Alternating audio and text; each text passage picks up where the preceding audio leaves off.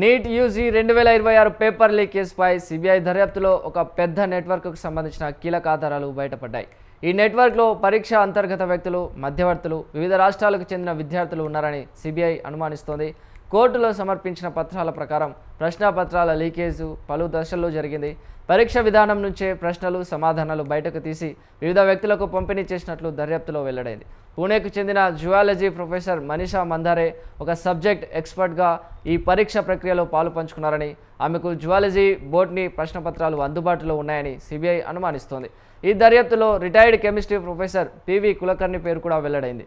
పరీక్షకు ముందే సంబంధిత వ్యవస్థ నుంచే ప్రశ్నపత్రం, జవాబు కిలో కొన్ని భాగాలు లీక్ అయ్యాయని సిబిఐ అనుమానిస్తుంది. పూణేకు చెందిన మనీషా మందారే, మనీషా వాగ్మేరేలకు కూడా సన్నిహితంగా ఈ పేపర్ లీకేజ్లో పాలు పంచుకున్నారని తెలుస్తోంది.